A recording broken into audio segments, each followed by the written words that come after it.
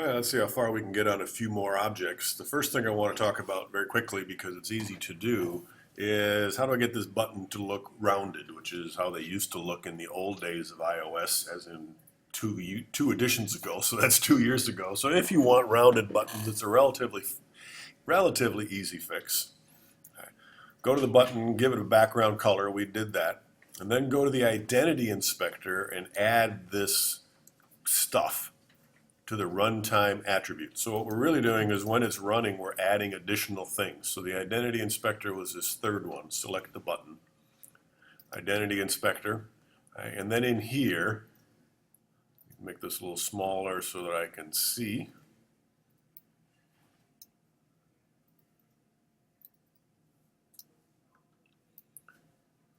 We need to add that stuff. So in here, I'm going to click and add, and then change the key path. Just double clicking it to layer.corner radius. Its type is a number, not Boolean. And its value is 10, and the bigger you make this number, the bigger the circular edge corners of these things. And then there's the second one.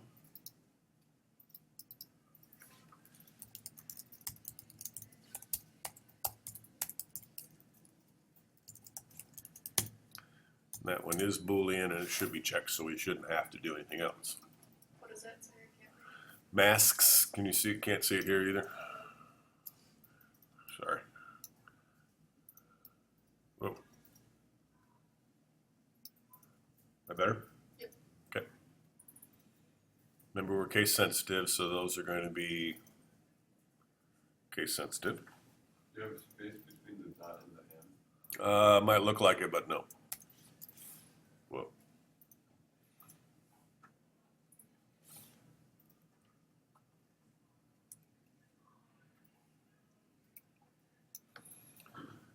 So what happened? Nothing. But this is a runtime property. Notice these are runtime attributes. If we run it, our button should be rounded. Ta-da. Not a big deal, but at least it looks like a button.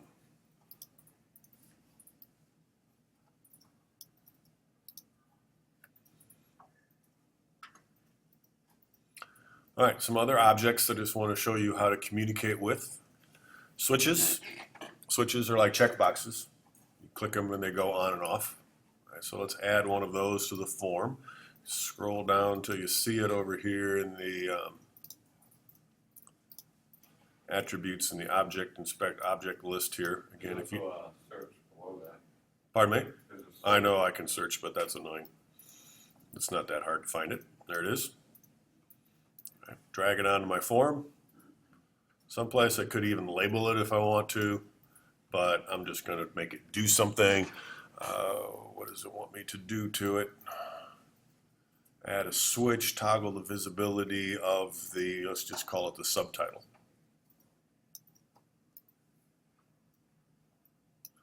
Okay, so two things. If I want to respond to an event, simply drag it. The nice feature of the control drag here is that I don't have to guess at what the default event is, the default action is. It'll tell me its value changed, which is probably what I want. And I'm going to call this a SW for a switch. I'll just give it a name, switch hide. Switch hide changed. That's the event. Switch hide is the name of the switch. And I'm calling it changed. I could call it value changed. Close enough. Connect. When the value changes, I want to basically, there's a couple things I could do here. Do you have to make an outlet for it? I don't, unless I'm going to ask questions about it or try to change it in code. What I'm doing here is just responding to the fact that it's changed. Right. So for right now, I'm going to try this. I'm going to try changing my label subtitle.hidden. That's the visibility property. Equals not label subtitle.hidden.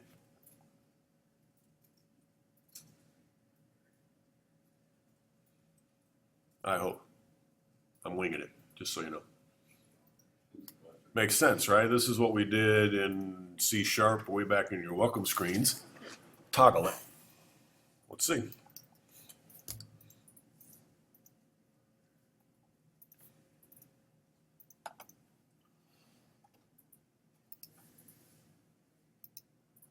Cool. Okay. But what if I want this object to start unchecked? I could do that in the properties, or let's do it at form load. Okay. And another, I wrote this code, and this works pretty good, except for one thing we're going to find out here in just a second. What if I start this thing off unchecked? If I want to change it in code, like view did load, I want to uncheck this thing, unselect it. It's gonna call that. Now I need an outlet. Okay, and now I can call it switch hide. And then in view did load, I can say switch hide dot, not hidden, is it selected, set on, set on. You can also do a dot on, that's what I remember, it's in my notes, but you can do,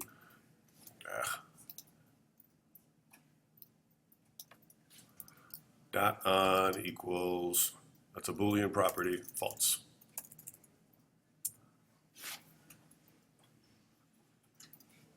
Right, so now when I run, I expect that to be off. And it is. But now when I click it, and this is on, this will be off. Not exactly what I had in mind, right? So we change this, the hidden property of that, to be equal to switch hide dot on. Couldn't you also change it so that sometimes initially is visible? Yeah, and make sure they're in sync, right? But this way I can dink around with it all I want, and this will always make it match. So actually, I want to say not on. If it's on, because this is hidden and on, they're kind of opposites. So if it's on, I want this to be not hidden. If this is off, then I want this to be hidden. Let's see if that works.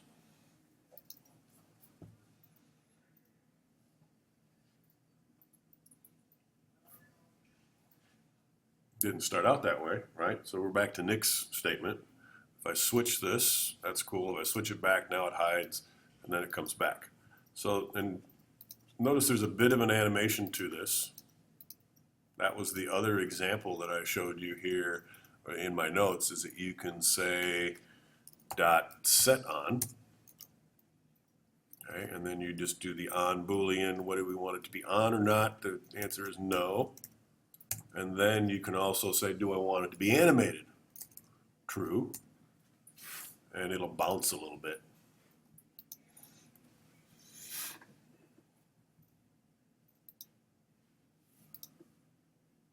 But not much. So this is a different way to turn it on with animation or without if you wanted to simplify it a little bit. That's just an alternate way. I've just been doing the dot on, but now the other thing I need to do here is say that my label subtitle dot hidden equals true.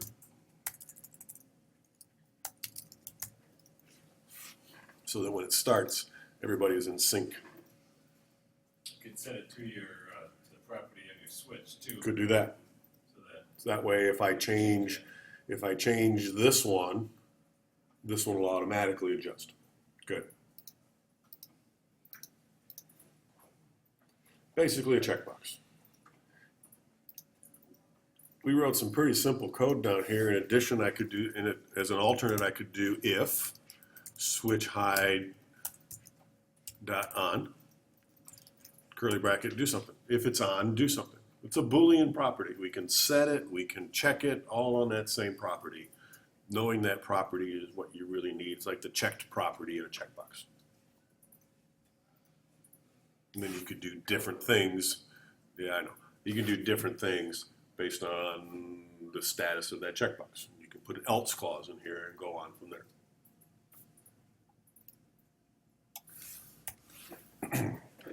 Questions about switches? And again, I wish I'd left the old code because this is a whole lot easier than what we used to have to deal with. Okay, then let's add a slider as well. I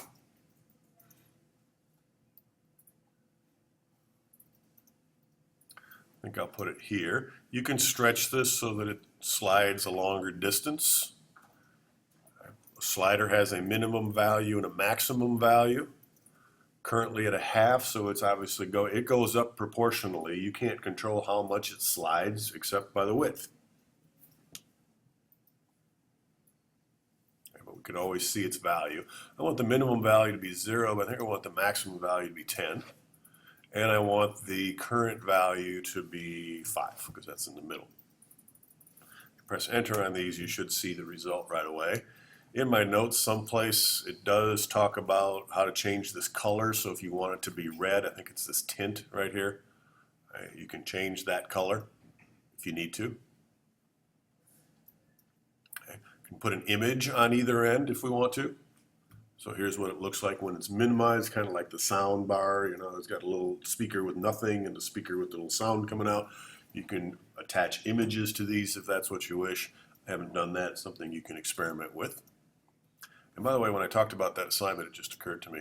That assignment that I gave you does have I'm sick of your assignments, I'm going to do my own version. So if you don't want to do a password changer thingy, you can create your own, but here's all the stuff that needs to be in it. So you can create your own app if you wish and not use mine. That's perfectly fine. Just makes it harder to grade. But considering how much I'm grading, doesn't matter, right? All right, so much about switches. Here's our slider. We were talking about that. Geez, I got sidetracked. We can set its minutes max. So now what do we do with it? Well, the first thing I'm going to do is shrink it a little bit. Because when we run this, you'll see I consider it a minor flaw of a slider. I can move it, but what value is it? Most of the time when I'm moving one of these sliders, I want some kind of feedback. Okay. So what I'm going to do is add a label. And you can put this label anywhere. I'm just going to park it on the end here. And I'm going to immediately create an outlet for that label so that I can change its value.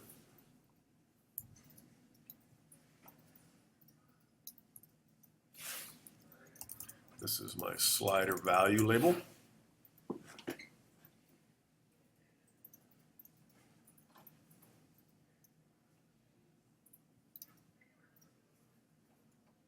And if I'm going to question or query the value of this slider, I need an outlet for it. Like I said, when you create these inputs, you might as well create outlets for just about all of them because you're going to either set it or read it one way or the other. Create an outlet for that, and I'll call it SLDR. What? Value. Sure, that's the object name. So we'll just say this is our memory value. I don't know what it is. For you, it'll be the password length in that assignment that I gave you. So now it has a name. And what I want to do now is also respond to an event. Whenever it changes, do something like show the value in the label so we can see where we're at on this slider. So once again, I'm going to control drag, create an action, excuse me, I always want to say inlet. This is my SLDR memory changed. And I don't expect anybody else to respond to this, so I think it's a little more efficient to use a UI slider. I don't really need the sender because I only have one slider. If I had two, they'd be adjusting to different labels anyway, so I could potentially say I don't want any sender at all, simplify my code a little bit. If you leave it and never use it, that's Visual Studio, right? Every one of those events had 2 or 3 parameters, and most of the time we never touched them. It's not a big deal to leave those alone, but notice my event looks a little simpler. Now inside here, I can write some code. Whenever the slider changes, I want to change my label. So I want to change my label, what did I call that? Slider value dot text.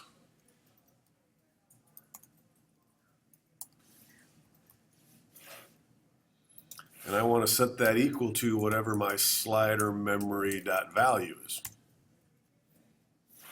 But we're going to have a problem. This is, I believe, a double Float. float. Okay, float, decimal places. Notice, remember before it was a position 1/2. When the slider range was from 0 to 1, it was position 1/2. And we could display its position to all kinds of detail here. All right, so we got a couple of problems. First of all, this is a string, this is a float. So could I just do one of these things? Yes. No, Yeah, you it doesn't look pretty. Doesn't look pretty. no, you gotta. You guys that far ahead of me already? But you know that it doesn't look pretty. The answer is yes, I can do this. Because remember what this says is create a string and then insert this expression into that string. My mistake last night is I kept forgetting the quotes. It has to be a string to do that. It says it doesn't look pretty. Well, that's a different issue.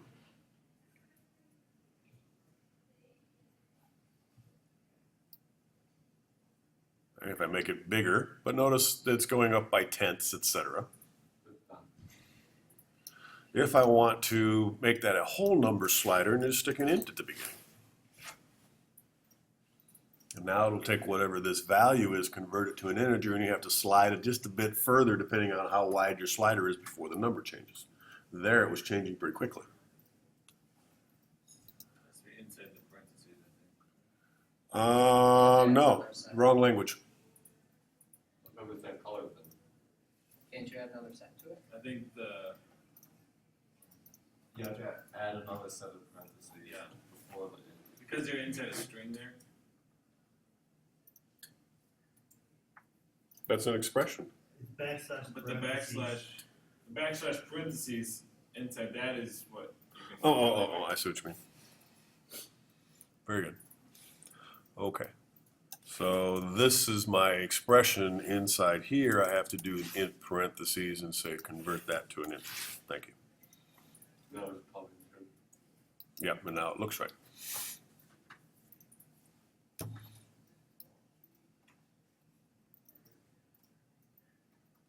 So, yeah.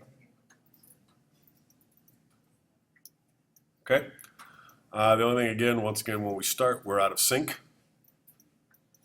Okay, so up here in my form load, I probably want to do an LBL slider value dot text equals, same kind of technique.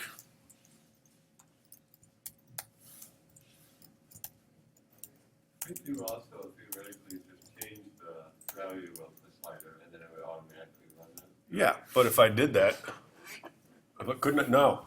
What you said, change it where? Right where you've done that line. And then it will run that event automatically. Change the slider value. What was in my label when I started? Just the word label, right? Yep. So what you're suggesting is that I do this. No, I mean the SLDR memory.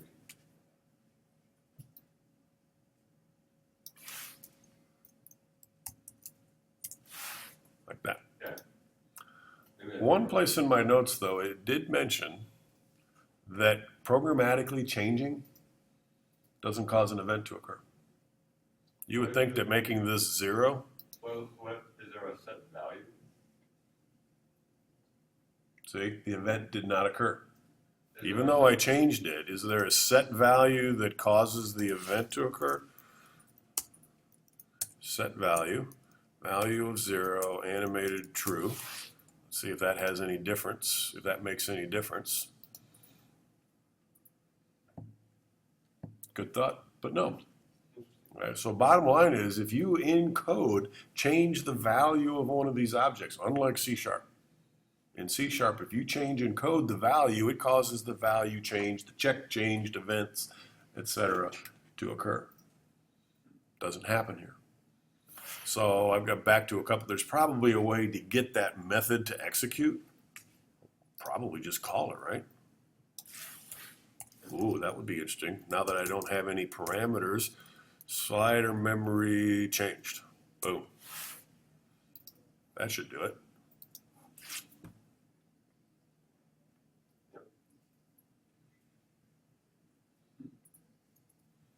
Now that was an advantage of not having a sender in here, right?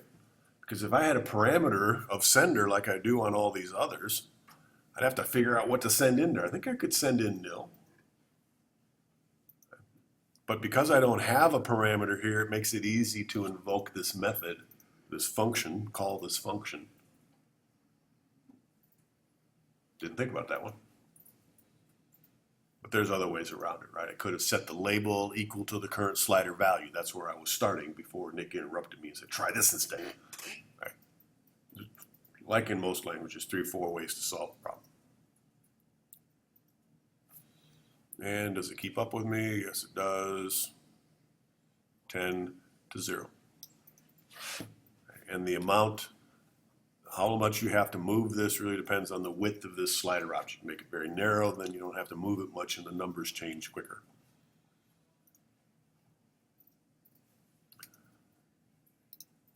Questions about sliders? These things you can collapse, by the way. There is a way to collapse a bunch, but you can collapse this by going into that gray area. You can see it's lighter, the blank lines are, and darker. You can collapse these. So the ones you're not messing with go away. I've been kind of inside a form load or view did load quite a while, so I'll just leave that one. And there is somewhere on the menu here a way to collapse them all. Yes, ma'am. Can you just delete outlets without having any repercussions? Can I delete what? Outlets? Or do you need to? Outlets, yes. There's no repercussions. Good question. Outlets, you can delete them and they're just, you can't refer to that object anymore. So if you have an extra one that's misnamed, actually you shouldn't. You should be able to rename them as well up here if you wish. All that control dragging does is creates this code. So once the code's created, I can go in here and change this to slider age or children or whatever I want, as long as I change the code everywhere. No problem.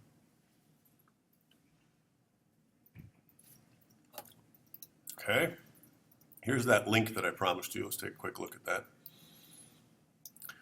Last year, Ray Wenderlich has this site, and he does all kinds of iOS tutorials, and he also creates tutorials that he sells, if you want to subscribe to them.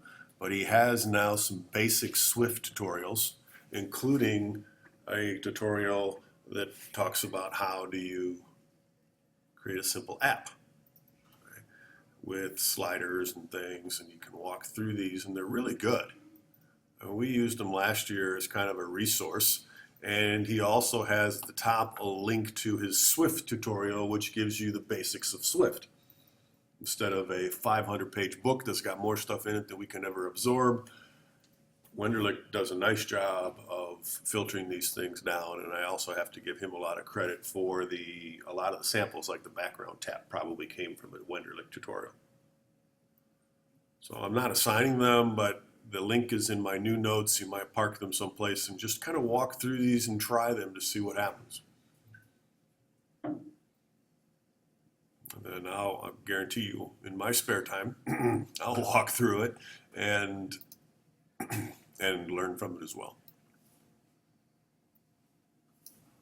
I did find this cool 3D slider, but caution, it's probably still there.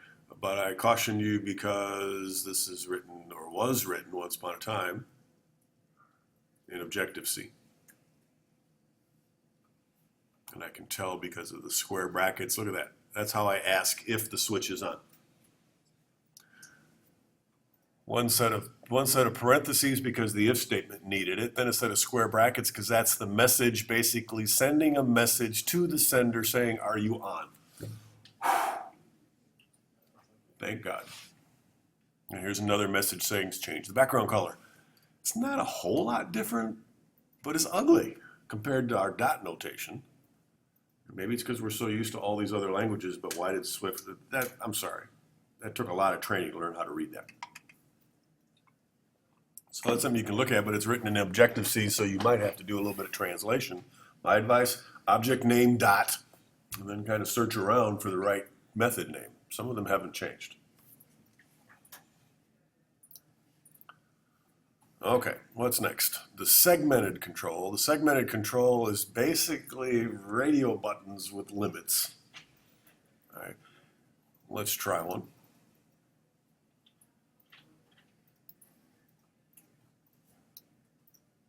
Okay. First radio button, second radio button. You can designate how many. Let's go 3.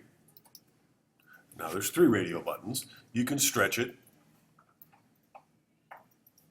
Obviously, if you got 20 radio buttons, this is not going to work very well. But again, if you got 20 radio buttons on an iPhone, good luck. Because they're going to be really small. There's no radio button here, okay? But if you simulate something to it, they're going to be really small and hard to tap. So if you have a few choices, this isn't bad. The segments are defined here. The first segment is defined as first with a title of first. Let's change that to capital SP for Stevens Point. Here's the key. I missed this when I was practicing. Press enter to lock that in. If you don't press enter and you go change a different one, it puts it back the way it was before. Segment 1, WR, and segment 2, MF for Marshfield. Again, there's a tint. You can change colors. I think I experimented and found ways to put pictures inside of here. Don't forget to press enter. Thank you. I put pictures inside of there. On one of our later examples, I have you do Republican and Democrat, and I wanted to have a filter, basically is what this turned into, and I put little donkeys and elephants on there. Easy? No. Possible? Yes. Now I have my 3. So easy to configure, not too bad at all. Then the next question is, how do I write code? Normally I'm going to ask a question, and if it changes, I want to do something. So what I want to do is change my picture, because we have, if I find a little screen space here, we did bring in last time 1, 2, 3 campus pictures. If you didn't, then you're kind of stuck. You have to go find those other 2 pictures and add them to the support files. Remember, we simply dragged them in here. We found them in Finder. They were on my desktop someplace. Way too many things going on here. I need a Windows M key for, okay, here's the images. I found them, dragged them in there.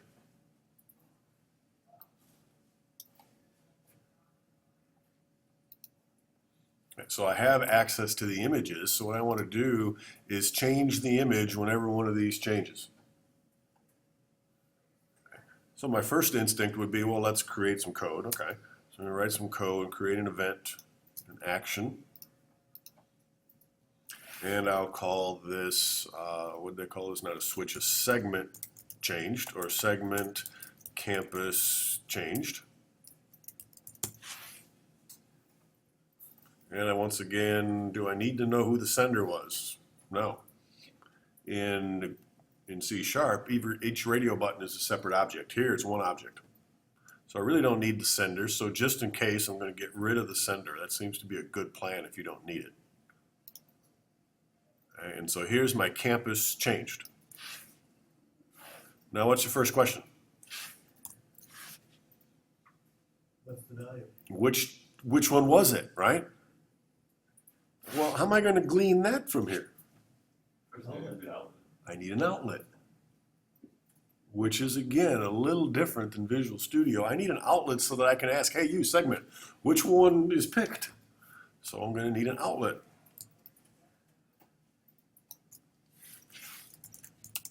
Let's call it segment campus. And your naming, just try to be somewhat consistent. For last year, if you look at my recordings last year, I was calling these CHK and OPT for option, and that's just a Visual Studio programmer talking. But I still put prefixes on these things. Is it necessary? No. Does it help? I think so. Okay, so there's segment campus. How many choices do I have? 3. Oh, switch statement. I had to look up the syntax because I forgot it already. Did it all But in- it's switch. And then what value am I looking at? I'm looking at the segment campus dot. Oh, it's selected segment index. It's a good thing I looked that up, huh? It was last year, it hasn't changed. So Objective-C didn't change that part. Curly brackets for my switch statement, and now some cases. These are indexed. There may be a way, by the way, to grab the text. Selected text or selected something to make that a little easier to understand. Let's figure this out first, and then if we have time, we'll see, because I'm getting to about the end of my practice level here, so I'm not going to be sounding like a genius if I go too much further. All right. Let's test this, and then we'll see if there's another property that we can grab, or I'm sure some of you are bored, you'll Google it and know before I get there. But I can start with a case 0, colon. Then what do I want to do? I want to change my picture. Oh, make an outlet. Pick campus. If you try to make that outlet again, because you forgot that you made one, does it tell you, or do you just make another outlet? I think it would be fine. Oh, no, try it. I don't do those stupid things. Pick campus dot image equals what? Dug this one up. I think it's in my notes. Image parentheses. And then it wants a string.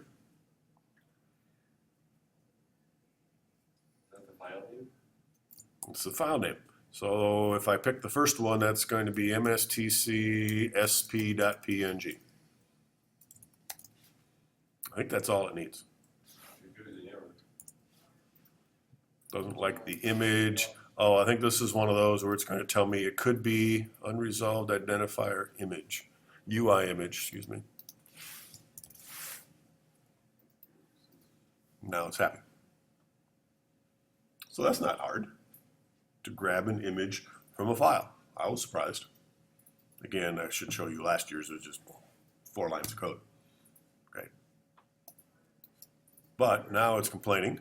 What are you complaining about? No default. Fix it. Insert contents of file. Is that right?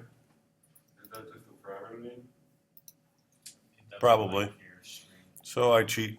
Image named. UI image name. I started with image, so I didn't get the parameters that I wanted. So I do need to do the named. So let's try this again here.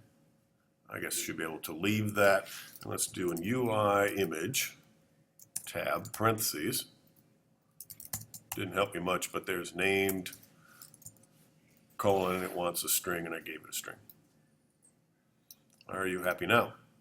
Yes. Complaining because I don't have a default yet.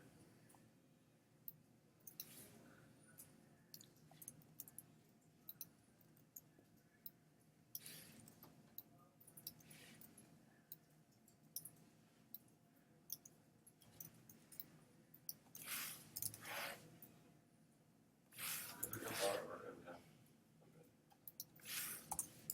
And here's one of the things I don't like. I can't just say default. How did we solve that? Didn't we solve that somehow? Default break. Ah, yeah, that's what it was. You can't leave it blank. You gotta put something in there. It's a segment control. How could it be anything but 0, 1, 2, and 3? I've covered everything. I guess the switch doesn't know that. Switch doesn't know that, but in C# it does now.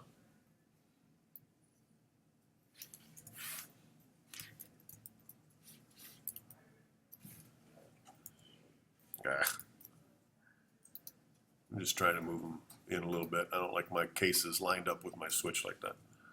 And it doesn't want to indent them. You gotta indent them one by one.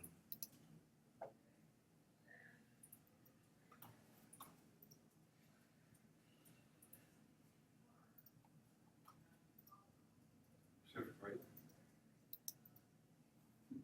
Control right bracket. That was my first thought. So, does that work? Should.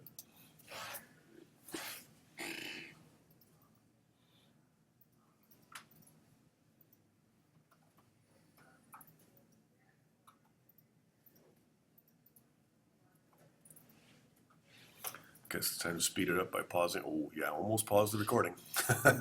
Was that close?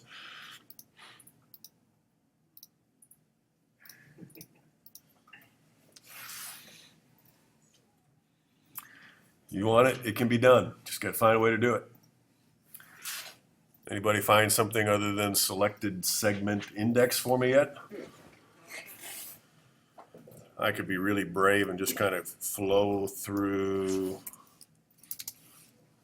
What do we got here? Selected, select all, self, send action, restore, replace, remove, prepare, observe.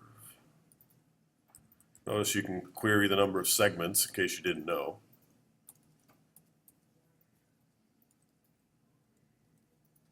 Can you add segments at runtime? I wouldn't be surprised. Way too much stuff to scroll through. So let's try the other alternative.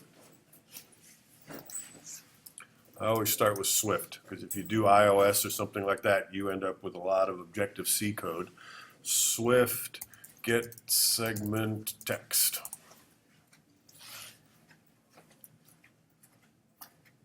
It's a tutorial, class reference, strings and characters. Getting started. Make me geek. I like the title.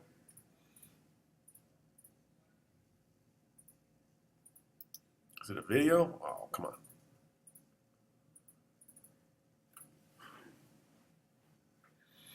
Well, that's quite the tutorial. Thank you. Finally get to the coding part. Subscribe. Segment index, background color, segment index, double equals 2.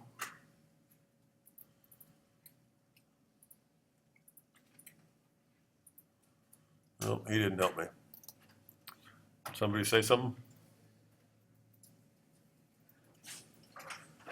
Lines 2 and 3, we get the title back from the segment. Sounds good.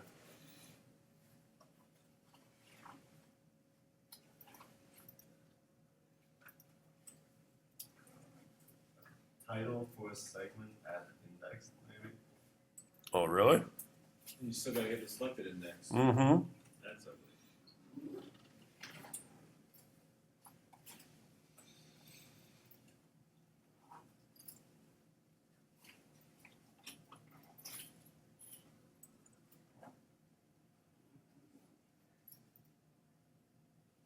Title for segment at index. Is there more? Yep. Index. The line above it, he gets the index. Okay. So the index might be better.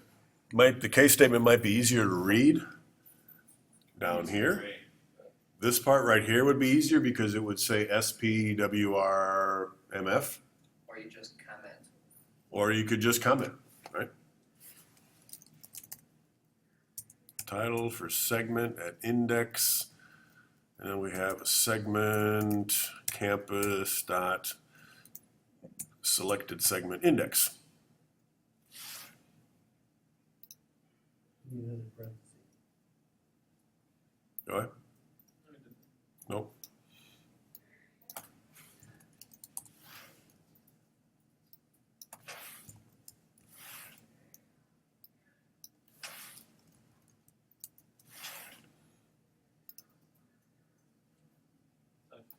Got those two mixed up, but.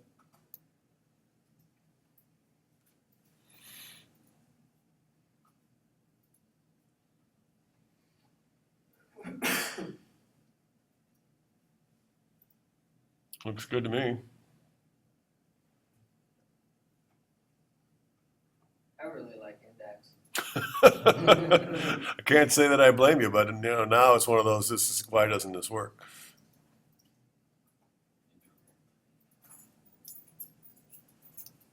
Single quotes, Hmm. just try single quotes around SP, MF, and WR. Single quotes. And I don't know if Swift designates anything different with that, I was wondering. Possibly.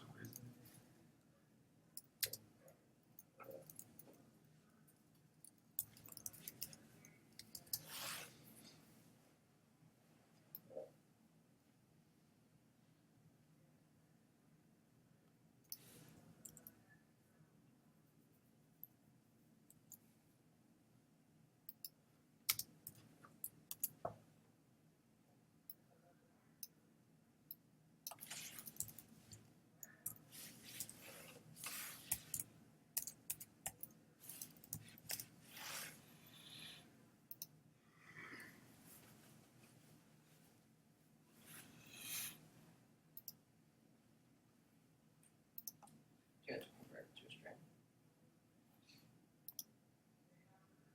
It was a nullable string.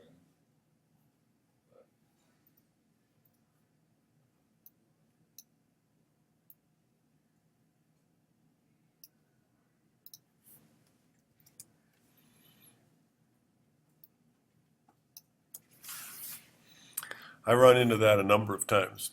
This example is a little different than the way I did it at home. The way I did it at home is I created an image object, a variable image object, and then I assigned the appropriate image to that image object, and then underneath here I did pickcampus.image equals that object. When I did that, the object is nullable. Any of these classes are nullable, and that's what's causing this problem here, because it could be null. We have to designate that it could be null, even though I never expect it to be null.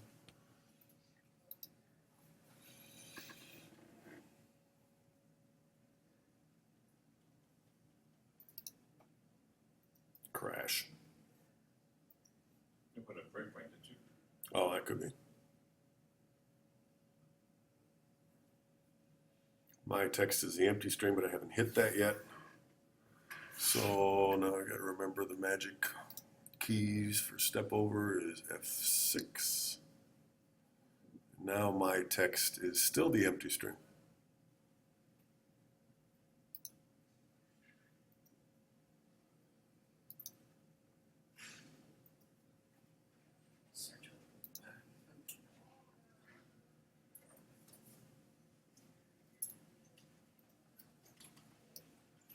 Well, I'm going to have to practice my debugging. It's been a while. But why that doesn't work, it seems to me it should. And if I could then figure out how to get a playground to play inside of here so I could test that using this, I don't know if I can mix the two together. That's all part of what we still got to learn. But like Justin said, works good with numbers, so I'm going to control Z a little bit here, see what happens.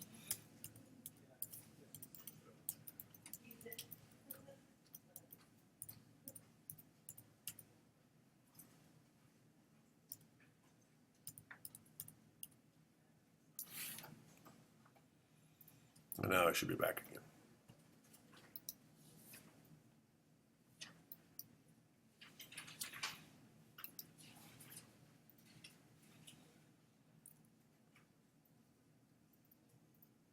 So in the interest of time, that gives you enough to get started on that assignment.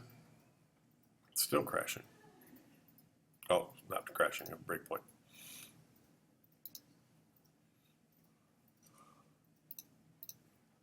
Okay, gives you enough to get started on the assignment, and you can get as far as you can get. But on Wednesday, I should be able to finish up this unit, and then probably make next week some labs so I have some time to grade your assignments. So you may get your assignments graded Unit 3 by Thanksgiving. Shoot for that.